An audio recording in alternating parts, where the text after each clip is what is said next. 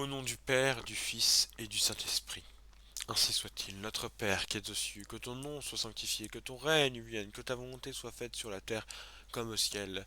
Donne-nous aujourd'hui notre pain quotidien, pardonne-nous nos offenses, comme nous pardonnons aussi à ceux qui nous ont offensés, ne nous laisse pas entrer en tentation, mais délivre-nous du mal, car c'est à toi qu'appartiennent le règne, la puissance et la gloire pour les siècles et les siècles. Amen. Donc, enchanté, moi mon pseudonyme c'est Teutonique et je vais euh, présenter une défense du concile Cunisexte. Ce sera une série de vidéos en défense du concile Cunisexte. En effet, aujourd'hui, il arrive que certains catholiques, en raison d'une apologétique anti-orthodoxe, dénoncent le concile cunisexte, considéré comme œcuménique et partie intégrante du sixième concile œcuménique par les orthodoxes de ce concile. Le but de cette vidéo et de celles qui suivront sur la question est de montrer que le concile cunisexte est bel et bien catholique. Ici, nous défendrons ce concile sur la question du rebaptême. Nous ne parlerons donc pas de la véracité de la doctrine catholique sur la question. Euh, voilà. Alors donc voici le canon qui approuve les deux canons sur le rebaptême. Voilà. Donc, ces deux canons, c'est le canon 46 des apôtres et le canon de Saint-Cyprien. Donc, je lis ce deuxième canon du concile Cunisexte.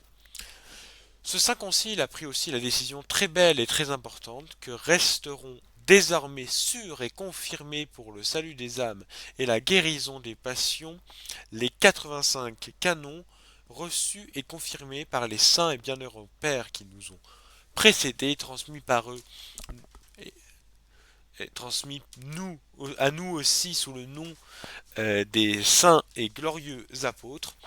De plus, les canons dictés par Cyprien et qui fut archevêque du pays de l'Afrique, et par son synode, canon qui resta en vigueur selon la tradition dans les territoires seuls de ses évêques. Alors, j'ai déjà cité que le concile Cunisexte était attaqué par certains catholiques, et notamment sur la question du rebaptême, eh bien, euh, c'est en raison du fait que ce concile Cunisexte, il approuve deux canons qui imposent le rebaptême des hérétiques, le concile de Nicée et d'autres conciles, ainsi que la théologie augustinienne du baptême et d'autres pères, ils reconnaissent la validité du baptême des hérétiques. Donc le concile de Nicée notamment reconnaît la validité du baptême des novatiens, validité niée par le canon de Cyprien. Le concile Cunisexte approuve des textes contradictoires sur la validité du baptême, donc, euh, donc c'est théologique, tout ça est pas seulement disciplinaire. Conséquemment, la prétention de ce concile d'être œcuménique est invalidée. L'orthodoxie, cette concile est faussée. Alors je suis d'accord que le concile Cunisexte n'est pas œcuménique. Je suis d'accord que l'orthodoxie, cette concile est faussée. Mais pour moi, c'est la première partie du raisonnement qui ne suit pas, et c'est pour ça que je fais cette vidéo. Alors pourquoi une telle défense justement? Donc c'est par honnêteté, parce que je pense que la vérité elle se trouve dans l'Église catholique et que celui qui défend la vérité, il défend le Christ. Et conséquemment, moi je pense que le concile Cunisexte est un concile de l'Église catholique, que que les sept conciles n'existaient pas et que c'était l'Église catholique et des patriarches catholiques orientaux qui ont reçu ce concile cunisexte. Même si cela n'a pas été reçu par Rome, et notamment par le pape Saint Serge Ier, cela n'importe où, c'est un concile qui a été reçu par quatre des patriarches orientaux. Cela ne fait pas de lui un concile œcuménique, car il n'a pas été reçu comme tel par Rome. Pour autant, la discipline de ce concile est une discipline catholique. Sinon, ça viendrait à rejeter dès 692 l'ensemble des patriarches orientaux, ce qui serait absurde, parce qu'on a été en communion avec 4 siècles, pendant 4 siècles ensuite après avec eux, ce serait d'une absurdité de rejeter, de dire qu'on est en communion avec des hérétiques pendant 4 siècles. Et c'est d'autant plus que ce concile fut en partie approuvé, enfin en tout cas les canons de ce concile furent en partie approuvés par les papes. Enfin, notamment Adrien Ier qui désigne les canons de ce concile comme étant les canons des Grecs. Alors donc ma thèse c'est qu'il existe une réception orthodoxe du canon de Saint-Cyprien, qui pourtant pris littéralement affirme effectivement une doctrine et une pratique contraire à l'Église catholique. Conséquemment, en raison de cette réception orthodoxe, nous ne pouvons pas accuser le concile Quinisext d'hérésie. Donc la position catholique, va utiliser deux textes pour définir cette position, donc notamment le catéchisme de Trente. En effet, les juifs infidèles, hérétiques, quand la nécessité l'exige, tous peuvent baptiser pourvu qu'ils aient l'intention de faire ce que fait l'Église en administrant ce sacrement. Ainsi l'avaient déjà décidé plusieurs fois les pères et les anciens conciles, mais la Sainte Assemblée de Trente vient au surplus de prononcer l'anathème contre tous ceux qui oseraient soutenir que le baptême donné par les hérétiques au nom du Père et du Fils et du Saint-Esprit avec l'intention de faire ce que fait l'Église n'est pas un baptême valide et véritable. Donc là, ensuite nous avons le canon 869 du Code de droit canonique de 1883. J'ai cité les deux premiers paragraphes, il y a un troisième paragraphe, mais il m'a paru moins pertinent sur la question. Donc le premier paragraphe. S'il y a un doute qu'une personne ait été baptisée ou que le baptême lui ait été administré validement et que le doute subsiste après une enquête sérieuse, le baptême lui sera administré sous condition. Les personnes baptisées dans une communauté ecclésiale non catholique ne doivent pas être baptisées sous condition, à moins qu'il y ait un motif sérieux de douter de la validité du baptême. Eu égard aussi bien à la matière et à la formule utilisée pour son administration qu'à l'intention du baptisé adulte et du ministre qui a baptisé. Donc ici, nous pouvons voir qu'il y a plusieurs choses qui caractérisent un baptême valide. C'est qu'il y a la forme, la matière, enfin, donc la forme, donc il y a la matière et la formule, plutôt. Il y a l'intention. Donc il y a matière, formule, intention. Euh, Et cela est bien sûr dans le catéchisme de Trente, cela se retrouve aussi. Il y a l'intention de l'Église. Donc la matière c'est l'eau, la formule c'est au nom du Père, du Fils et du Saint-Esprit, et l'intention c'est au nom d'un Dieu trinitaire. Voilà, je résume, voilà, je résume, mais c'est ce qu'il faut bien retenir en tête pour la suite. Eh bien, cette thèse, cette doctrine catholique, Saint-Cyprien, il la considère comme fausse. Et c'est notamment ce qui est affirmé dans le canon de Saint-Cyprien de Carthage. Alors nous citons ici un extrait. Au surplus, c'est tenir pour vrai le baptême des hérétiques et des schismatiques que d'accorder qu'ils aient été baptisés. Il n'est pas possible, non, pardon, qu'ils aient baptisé plutôt. Il n'est pas possible, en effet, qu'une part de leur cérémonie soit sans valeur et que l'autre soit valide. Si quelqu'un a pu baptiser, il a pu donner aussi l'Esprit Saint. Si au contraire il ne peut donner le Saint-Esprit parce qu'il est en dehors, il n'est pas avec le Saint-Esprit, il ne peut pas non plus baptiser celui qui vient à lui, puisqu'il n'y a qu'un baptême, qu'un Esprit Saint et qu'une Église établie par le Christ notre Seigneur sur Pierre, en qui se trouve l'origine et le type de l'unité. Ainsi comme tout est vain chez eux et faux, rien de ce qu'ils ont pu faire ne saurait être tenu pour valide par nous. Qu'est-ce en effet qui pourrait être ratifié et valoir aux yeux de Dieu? Tout qui vient de cela même que le Seigneur, dans son évangile, appelle ses ennemis et ses adversaires quand il dit celui qui n'est pas avec moi est contre moi et celui qui n'assemble pas avec moi disperse. Luc 4, 23. Ensuite, donc, il y a le canon 46 des apôtres, déclare qui accepte le baptême des hérétiques. L'évêque, le prêtre ou le diacre qui a reconnu le baptême ou le sacrifice des hérétiques, nous ordonnons qu'il soit déposé. Quel accord peut-il en effet exister entre le Christ et Bélial, et quelle part peut avoir l'infidèle avec le fidèle? 2 Corinthiens 6-15. Donc j'ai mis une image de Saint Clément Ier parce que les constitutions apostoliques dans lesquelles on retrouve euh, euh, les canons apostoliques, c'est l'ouvrage de quelqu'un qui se fait passer pour Saint Clément de Rome, mais c'est en fait un arianisant ou un arien, ça dépend des thèses, du IVe siècle. Donc, cette thèse cyprianique défendue par ces deux canons, elle affirme ceci, elle affirme donc ceci, qu'absolument tous les baptêmes en dehors de l'Église sont invalides, ne confèrent pas la grâce, car seule l'Église est accompagnée par l'Esprit Saint dans sa mission. Reconnaître la validité du baptême des hérétiques serait alors reconnaître que des adversaires de l'Église et donc du Christ auraient l'Esprit Saint, ce qui est impossible. Et donc cette thèse cyprianique, elle a plusieurs défenseurs, notamment Agrippin de Carthage, et donc un des prédécesseurs de Saint Cyprien, et le concile de Carthage de circa 220, Saint Firminien de Césarée, le concile d'Iconium circa 230, le concile de Synnada circa 230, Saint Cyprien de Carthage et le concile de Carthage 256. Et donc Saint Cyprien s'oppose à cela au pape Saint Étienne Ier, dans lequel on n'a malheureusement pas retrouvé des lettres entières, mais on a des lettres citées par notamment Saint Cyprien et Saint Firmien. Je vais donc les lire. S'il en est donc qui viennent à vous de quelque hérésie, qu'on n'innove pas selon ce qui a été transmis, qu'on leur impose la main pour la pénitence, puisque les hérétiques eux-mêmes, lorsque l'un des leurs vient à un autre groupe, ne baptisent pas, mais l'admettent simplement à leur communion. Mais le nom, donc dans une autre lettre, mais le nom du Christ a un grand avantage pour la foi et pour la sanctification par le baptême, de sorte que quiconque, où que ce soit, a été baptisé au nom du Christ reçoit aussitôt la grâce du Christ.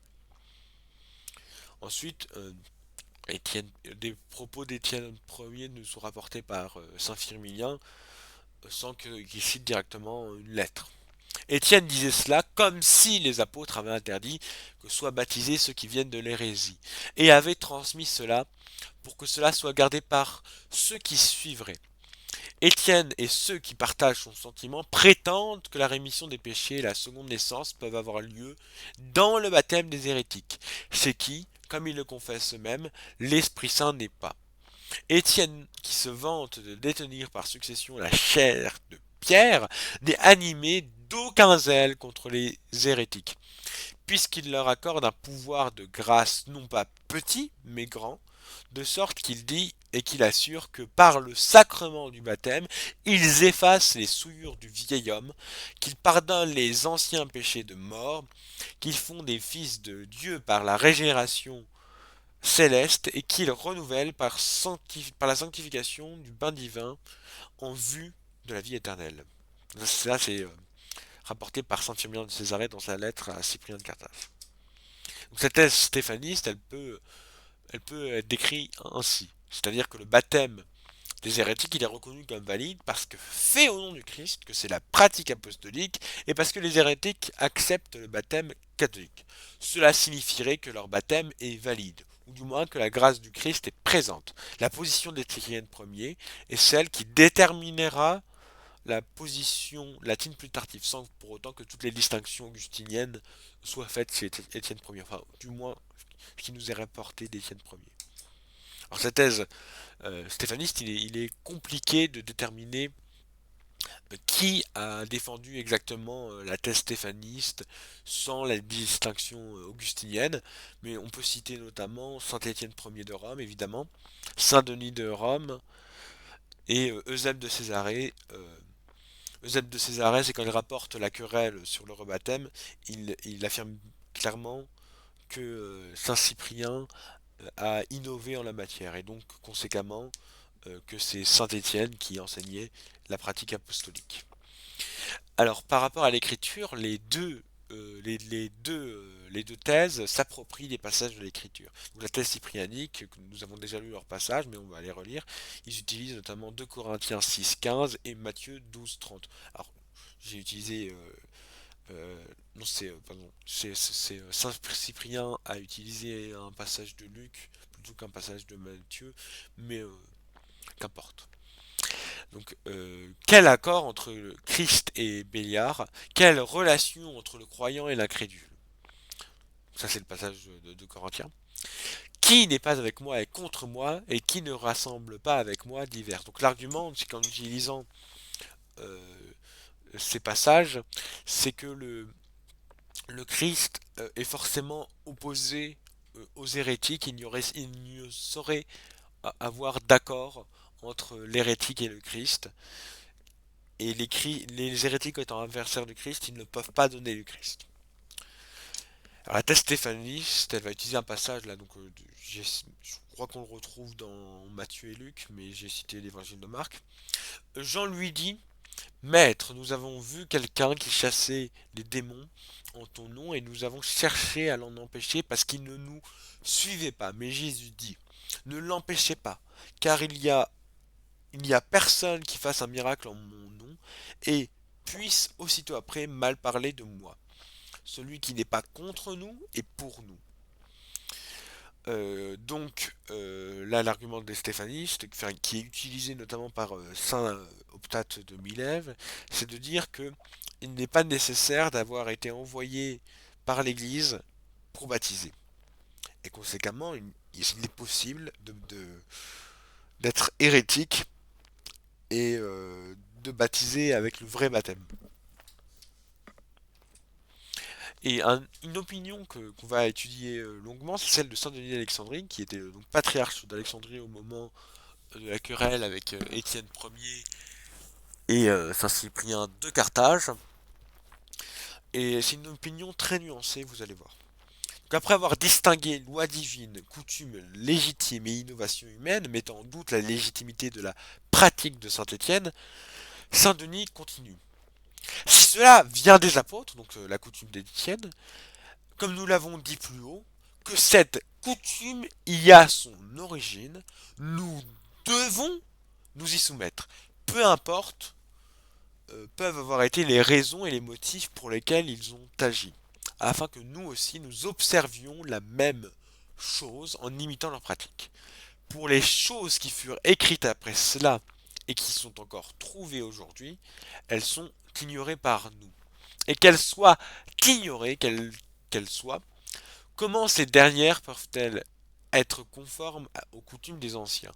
En un mot, j'ai estimé que certaines discussions sur ces questions étaient superflues, et j'ai le sentiment qu'il est tumultueux et vain d'y prêter attention. En effet, de même qu'il nous est dit, après une première et une deuxième admonition, de les éviter, donc les hérétiques, de même nous devons les admonester et en parler, et après une brève inculcation et une conversation en commun, nous devons nous en désintéresser. Ensuite, Saint Denis rappelle qu'il faut rejeter ceux qui se détournent du vrai Dieu ou professent des impiétés et répondre avec la foi des évangiles, les réprouver, donc les hérétiques, à moins qu'ils ne cherchent à venir dans l'église. C'est pourquoi, afin d'être en accord, église avec église, évêque avec évêque, presbytre avec presbytre, soyons prudents dans nos propos, de plus en jugeant et en traitant des cas particuliers sur la façon dont il convient d'admettre ceux qui viennent à nous de l'extérieur et sur la façon de surveiller ceux qui sont à l'intérieur. Nous donnons des instructions aux primats locaux qui, par imposition divine des mains, ont été nommés pour remplir ces fonctions. Car ils doivent rendre compte au Seigneur de tout ce qu'ils font. C'est lettre à Étienne Ier qui fut découverte en arménien dans une traduction d'un traité de Timothée II Élure, donc patriarche antichalcédonien d'Alexandrie. Euh, il était légitime dans son siège, mais il était hérétique.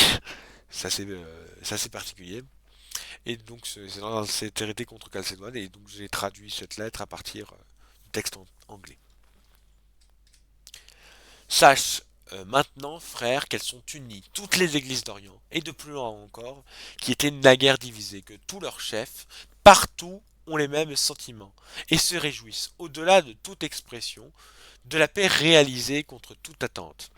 Les deux Syries, tout entière et l'Arabie au secours desquels vous êtes venus en toute occasion et auxquels vous venez d'écrire. Donc c'est une lettre à Étienne Ier, enfin du même à Étienne Ier, rapportée chez Eusèbe de Césarée. Donc, qu'il, Étienne, ne serait plus en communion avec eux pour une même raison, parce que, disait-il, il rebaptise les hérétiques. Et considère la grandeur de l'affaire, donc celle de la validité des baptêmes des hérétiques, car en réalité, il y a eu sur ce point des décisions prises dans les plus grandes assemblées d'évêques, Carthage, donc Synoda, pardon, Iconium, comme je l'apprends, selon ces décisions, ceux qui venaient des hérésies, après avoir été préalablement catéchisés plutôt, étaient ensuite lavés et purifiés à nouveau de la souillure, de l'antique et impur levain. Et sur toutes ces questions, je lui, donc à Étienne, ai écrit pour l'interroger. C'est une lettre à Sixte II. Donc, puisque vous écrivez ainsi, en exposant la pieuse législation que nous lisons continuellement et que nous gardons maintenant en mémoire, nommément qu'il suffit d'imposer les mains sur ceux qui ont fait profession dans le baptême, soit en apparence, soit en vérité, du Dieu Tout-Puissant et du Christ et du Saint-Esprit.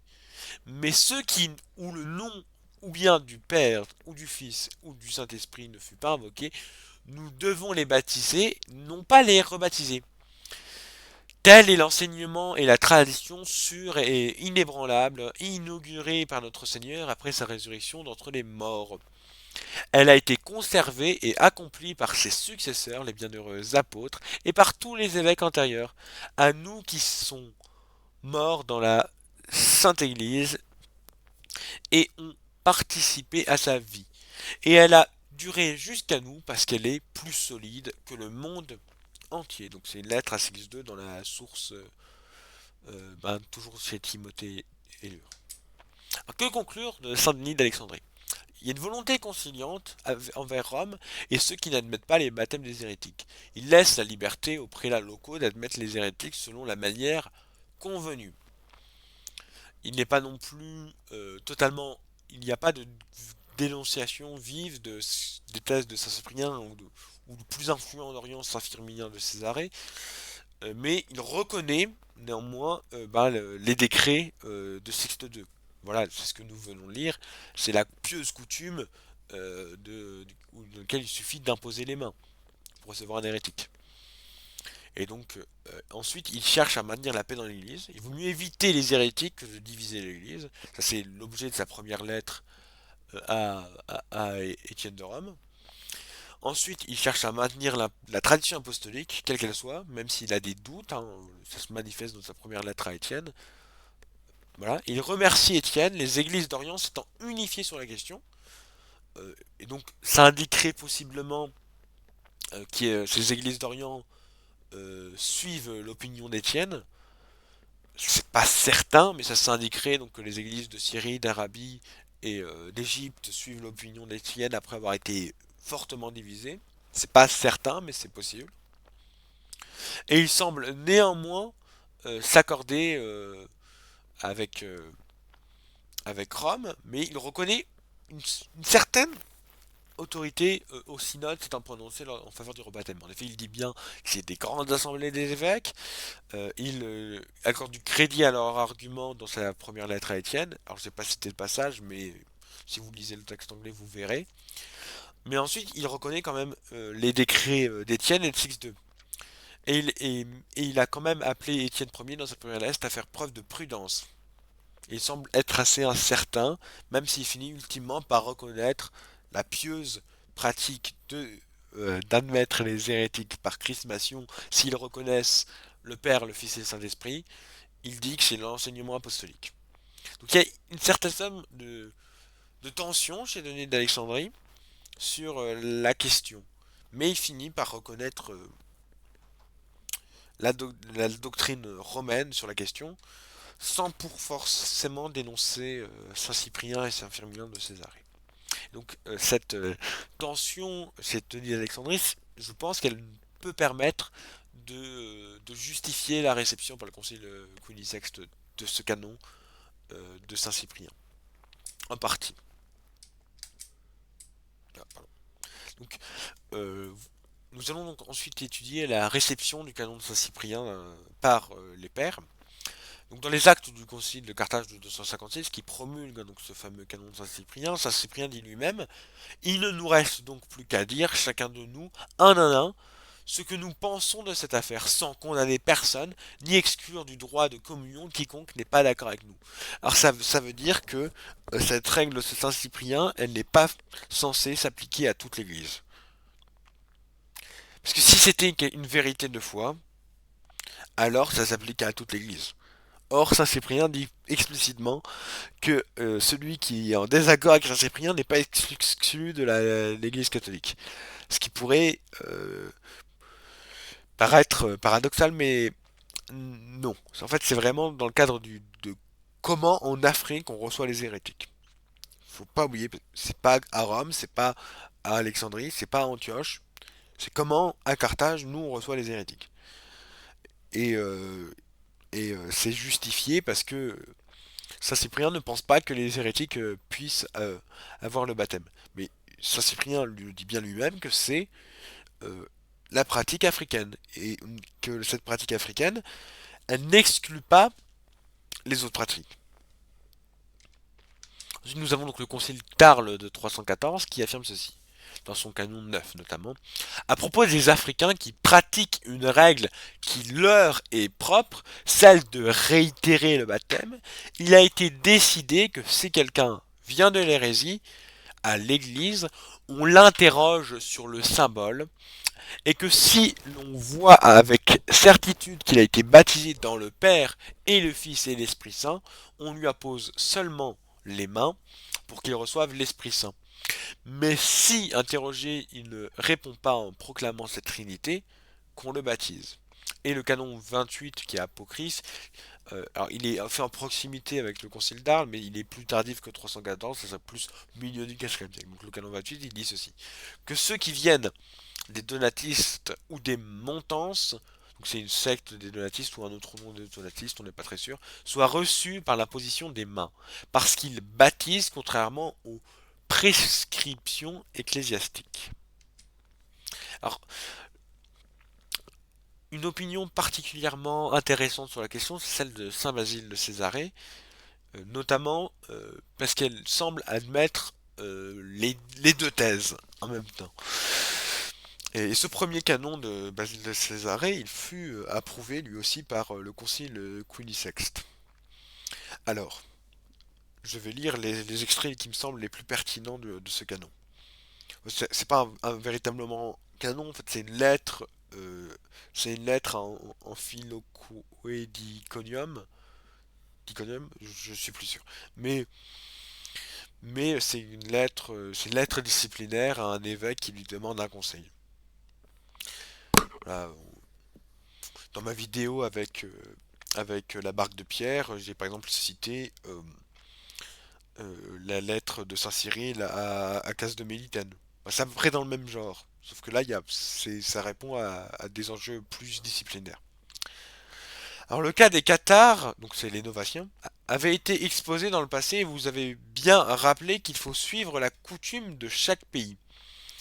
Vu que sur la validité de leur baptême, il a été différemment décidé par ceux qui ont traité de leur cas, en effet, nos anciens décidèrent qu'est seul recevable ce baptême-là, qui ne contrevient aucunement à- aux articles de notre foi.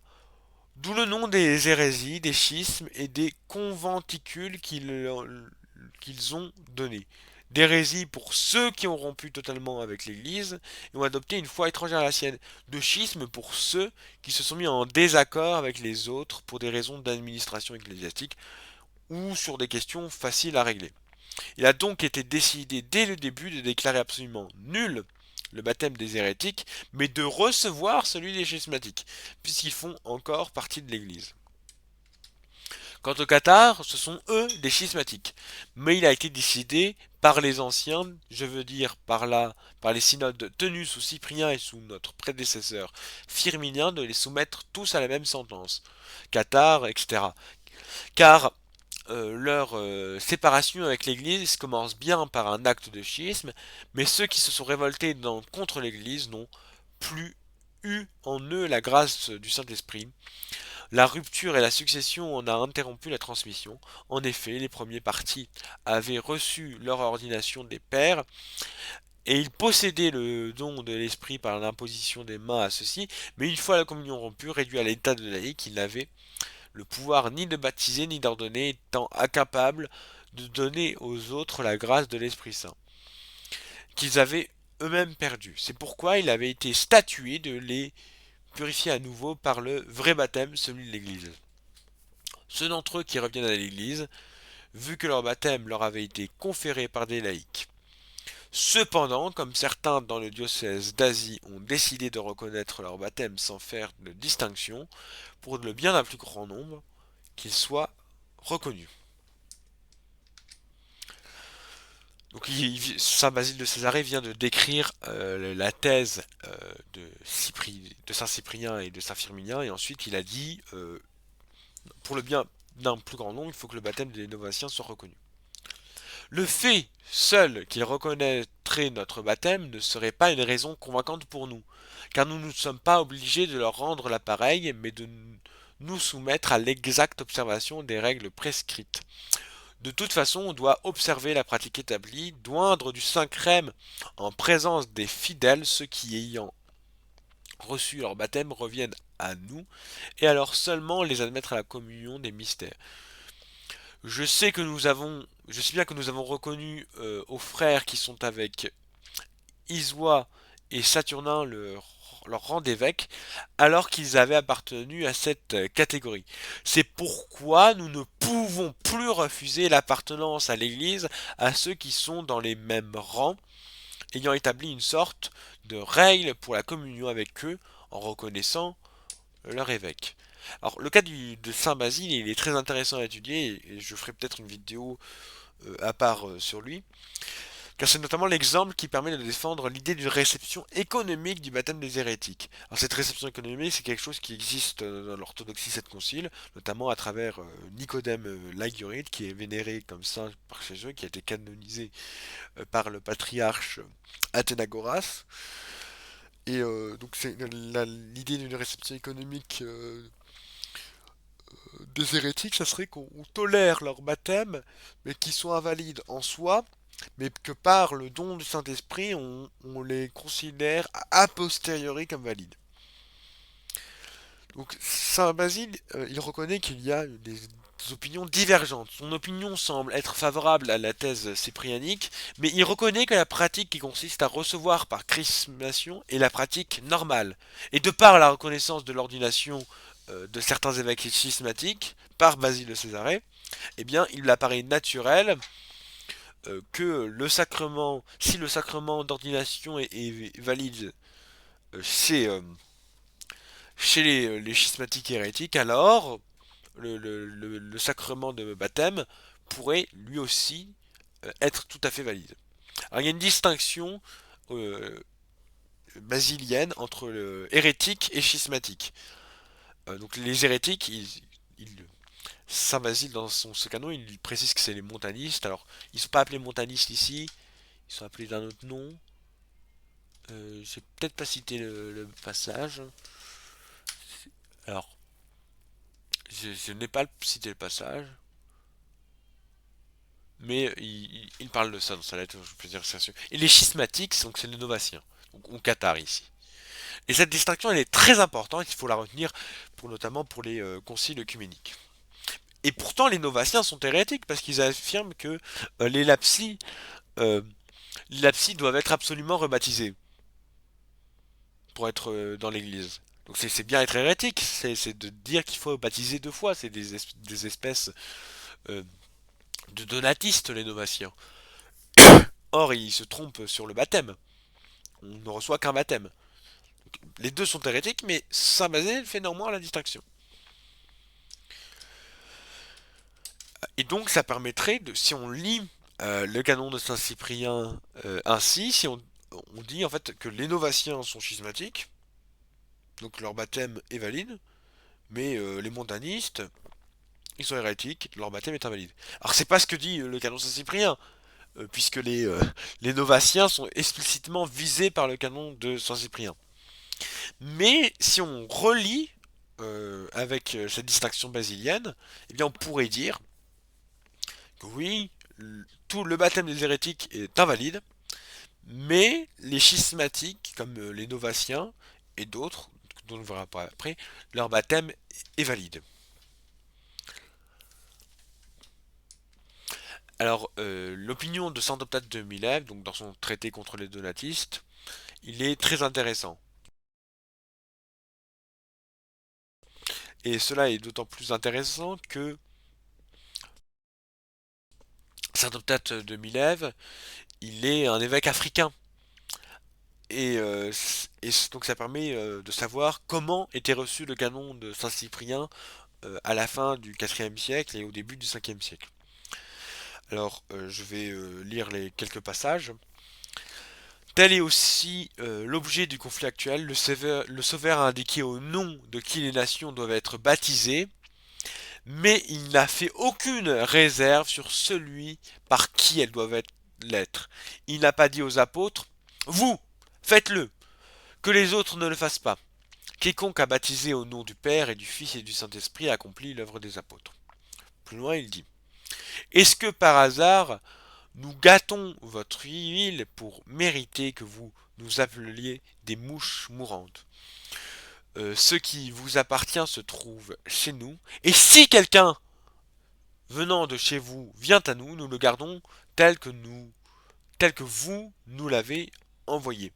Alors, pourquoi il parle de mouches mourantes? C'est parce il a commenté une prophétie de Salomon qui parlait de mouches mourantes, de suave et d'huile, et il a affirmé que les donatistes considéraient les chrétiens orthodoxes, les chrétiens catholiques, comme étant des mouches mourantes, là où les donatistes seraient les suaves et les mouches mourantes s'approprieraient l'huile des suaves. Et saint Optate de Milève, il dit que ce qui vient des donatistes dans l'Église catholique, eh bien il est gardé tel qu'il est envoyé, c'est-à-dire il n'est pas rebaptisé.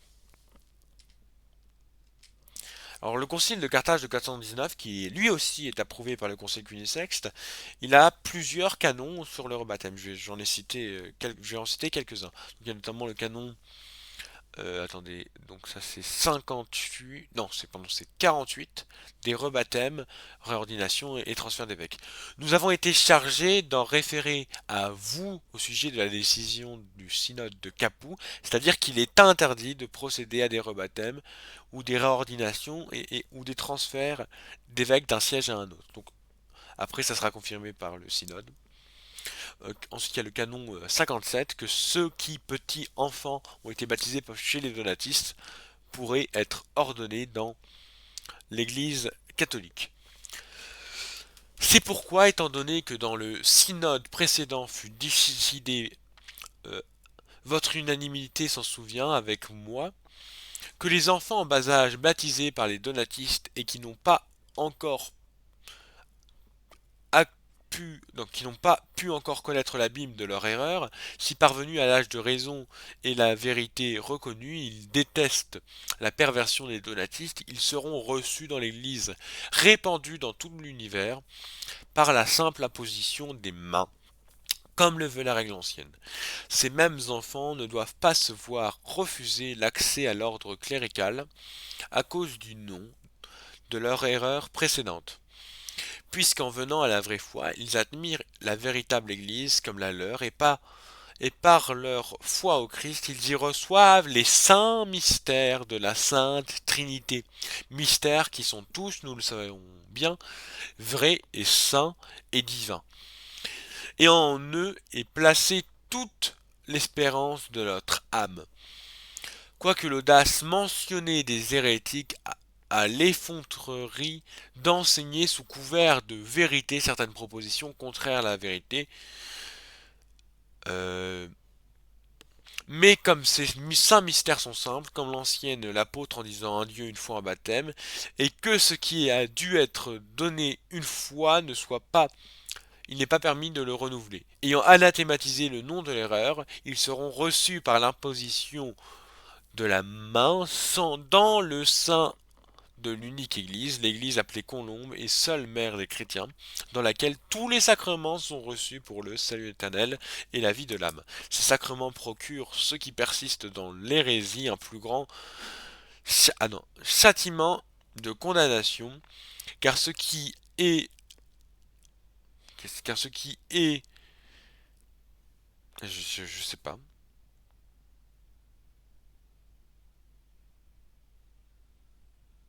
ce qui était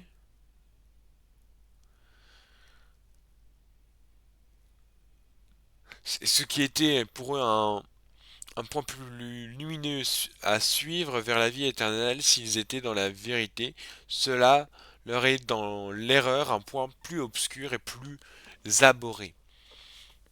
Ensuite, il y a le canon euh, 73, des enfants baptisés chaque fois qu'on n'est pas sûr de leur baptême. De même, il fut décidé à propos des enfants en bas âge, toutes les fois qu'il ne se trouve pas de témoins sûrs pour certifier qu'ils ont été sans aucun doute baptisés, et que eux non plus ne peuvent, à cause de l'âge, rien dire du sacrement qui leur fut conféré, qu'il faudra sans aucun empêchement les baptiser, de peur qu'une hésitation à ce sujet ne les prive de la purification du sacrement. Nos frères les délégués de la Mauritanie ont été amenés à formuler cette proposition du fait qu'ils rachètent de nombreux enfants vendus par les barbares. Ensuite, il y a Saint Augustin d'Hippone, il se prononce également sur la question, et assez extensivement. Je vous conseille de lire ses ouvrages sur la question. Il n'est pas sacrilège celui qui n'ose réitérer le baptême unique. Non pas le vôtre, mais le baptême de Jésus-Christ. En effet, c'est Jésus-Christ qui produit dans le baptême la seule consécration de l'homme. C'est vous, au contraire, qui enseignez la réitération du baptême unique.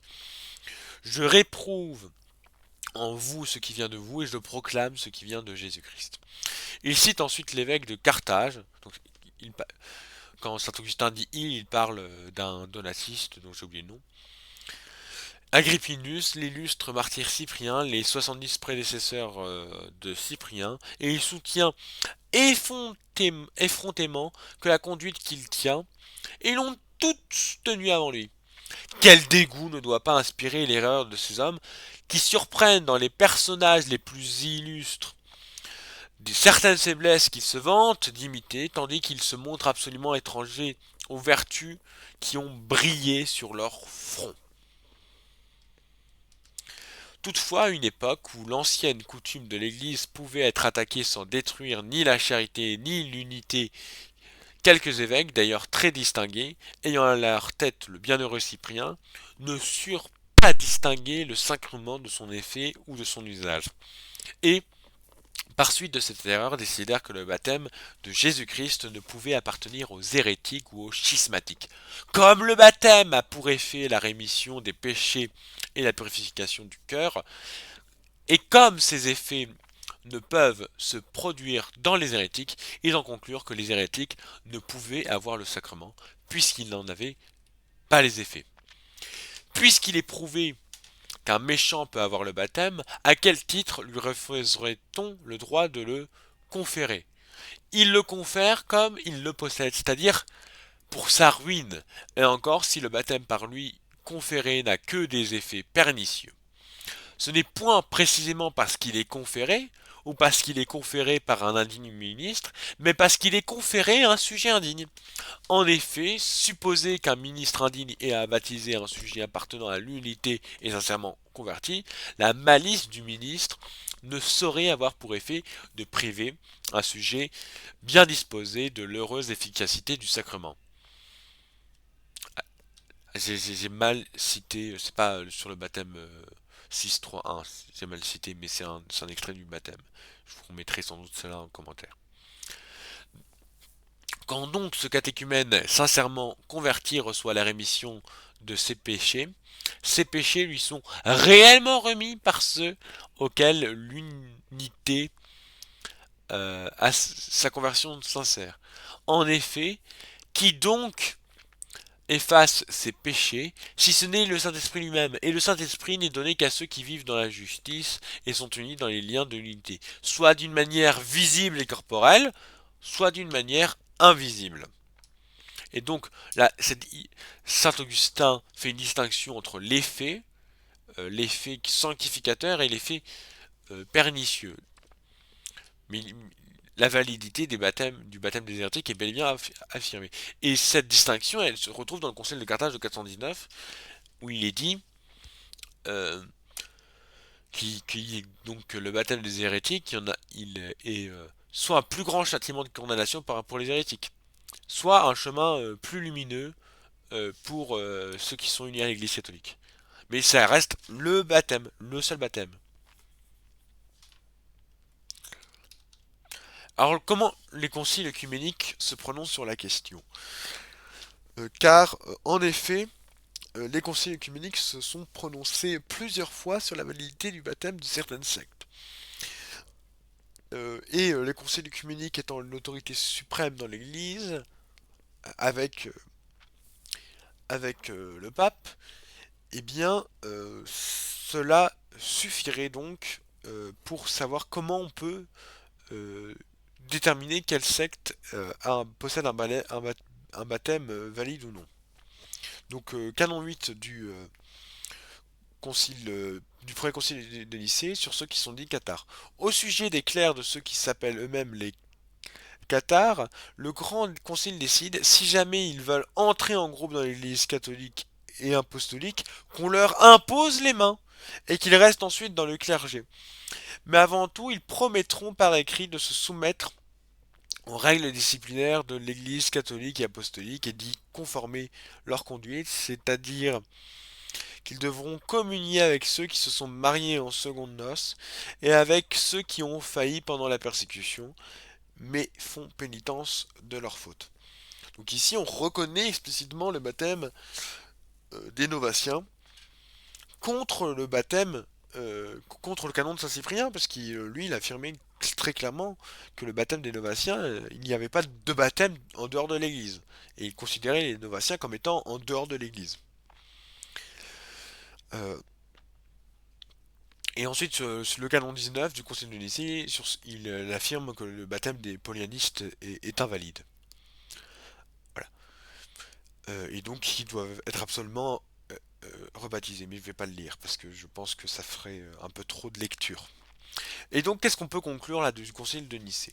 C'est que les Novaciens schismatiques, selon la définition de Basile de Césarée, on les rebaptise pas. Les paulianistes, hérétiques, selon la définition de Basile de Césarée, eux on les rebaptise. Le premier concile œcuménique de Constantinople, il est dans son canon 7. Alors c'est pas vraiment un canon du concile œcuménique, mais c'est un canon attribué au concile œcuménique qui sera reçu comme tel par la suite, mais c'est en fait plutôt un extrait des lettres d'Orient, enfin non, des lettres de l'église de Constantinople à l'église d'Antioche. Mais on va dire que c'est Constantinople 1, comme le disent quasiment toutes les collections canoniques orientales. Et donc, ce concile de Constantinople 1, il reconnaît le baptême des Macédoniens, des Sabasiens, des Novaciens, des Aristéroi, des Quatuordécimains, donc Quartodécimains plutôt, des Tétradites et des Apollinaristes. Voilà, ils doivent être reçus par un libelle, ils doivent anathématiser leur hérésie et ils doivent être chrismés.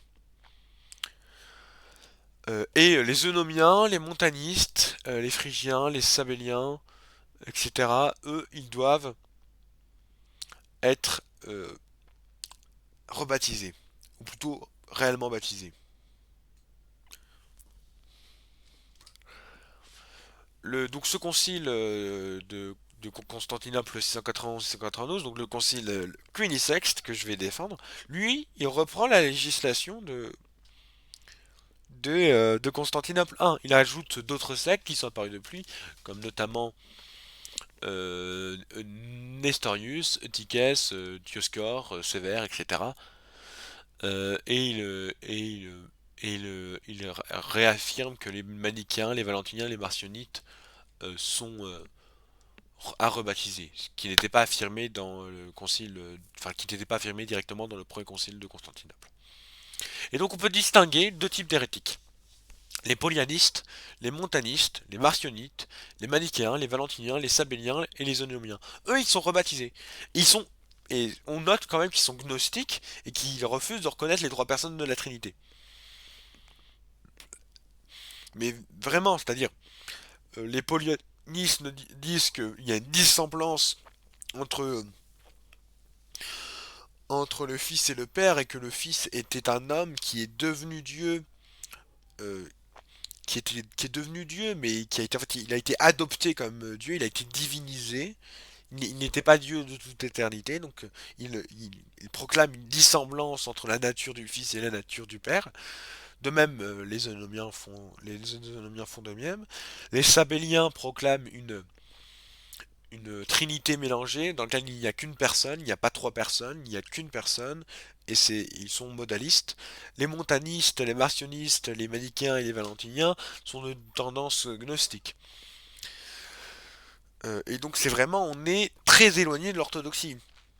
Là où les Novaciens, les Quartodécimains, les Sévériens, les Eutychiens, les Nestoriens, les Apollinaristes, les Ariens et les Macédoniens, même s'ils sont des hérétiques, hein, voilà, des hérétiques en Christologie, même des hérétiques sur la question trinitaire, eh bien, ils ne disent pas qu'il y a dissemblance entre le Père et le Fils, et ils ne disent pas non plus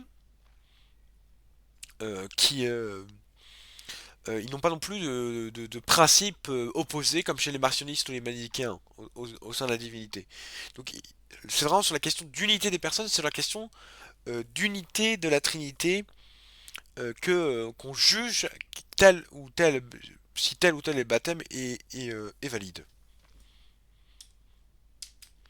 Et donc maintenant, voyons voir quelle est l'intention de Saint Justinien II lorsqu'il convoque euh, le concile cunisexte. Alors, Constantinople II et Constantinople III n'ont produit aucun canon disciplinaire, et en convoquant ce concile, Justinien II cherche à légiférer l'Église. Ainsi, il approuve l'ensemble des règles déjà reçues en Asie et en Grèce, y compris le canon de Saint-Cyprien. Il approuve donc une nouvelle législation, donc c'est celle du canon 95, et il tranche quand il y a des canons discordants, notamment sur le célibat sacerdotal. Entre Carthage 419 et les canons apostoliques, le concile Cunistex, il est du côté des canons apostoliques. Le canon de Saint-Cyprien, il n'est pas imposé, il est reconnu comme législation antérieurement valide. Et en raison de son antiquité et donc de son acceptation aussi partielle par Saint Basile.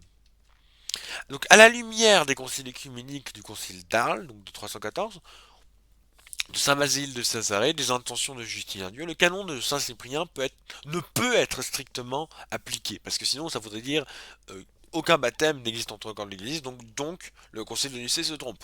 C'est ça que ça voudrait dire. En revanche, il a une application relative. Ceux qui viennent des sectes non trinitariennes, outre indication contraire, doivent être rebaptisés. L'Église catholique est d'accord, les Mormons sont rebaptisés dans l'Église catholique, même s'ils ont la forme et la formule bon. Enfin, ils ont la matière et la formule bon plutôt. Donc ils ont la forme qui est bonne, mais ils n'ont pas l'intention qui est bonne. Ils ne baptisent pas comme ils baptisent avec l'intention de l'Église. Donc ensuite, ceux qui viennent de sectes inconnus ou dont le baptême ne peut pas être attesté peuvent au nom d'un doute légitime, être rebaptisés. Le canon 869 du Code de droit canonique de 1983. Saint Cyprien, le reconnaissant lui-même, cette discipline est d'usage local. Il est confirmé en cela par le concile cunisexte lorsqu'il dit canon qui resta en vigueur selon la tradition dans les territoires seuls de ses évêques, donc africains. Et ceci s'est confirmé en partie par Arles qui dit que c'est une pratique spécifiquement africaine. Et tout ceci est conforme à la foi catholique. Pourquoi Parce que euh, donc parce que nous rebaptisons les hérétiques non trinitariens, nous rebaptisons qu'il y a un doute sur le baptême, et, euh, et l'usage local de la discipline de Saint Cyprien fut reconnu, pour le bien de l'Église sans doute, non seulement par le concile d'Arles, mais qui a précisé ce qu'il fallait, l'interroger sur la foi, quelle foi est celui qui devait être rebaptisé, et c'est cette coutume, tempérée par Arles, par les conciles œcuméniques et par le concile cunisexte lui-même, qui est légitime. C'est vrai que la discipline stricte de Saint Cyprien, elle est elle n'est pas conforme à la foi catholique. Mais il y a eu toute cette tempérance par le concile cunisexte lui-même et par d'autres conciles reconnus par le concile cunisexte, ainsi que les conciles œcuméniques. Donc si on a toute cette tempérance, on l'applique au canon de Saint-Cyprien, on peut avoir cette lecture orthodoxe du canon de Saint-Cyprien. Ainsi, le concile cunisexte est catholique sur la question. Parce qu'en effet, ce canon 95, il affirme, il affirme bien la légitimité des baptêmes de qui viennent de l'hérésie de Nestorius, de Tychès, de Dioscore, de Sévère, euh, des Ariens, des Macédoniens, des Novaciens, des Aristériciens, des Quartodécimains, des Tétradites, des Apollinaristes, même s'ils font de grandes des hérésies graves, hein. Mais il reconnaît le baptême. Et donc il y a une tempérance faite par le concile Cunisexte qui permet de justifier cette approbation du concile de Carthage de 256. Ainsi se termine ma première vidéo. N'hésitez pas à dire ce que vous en pensez.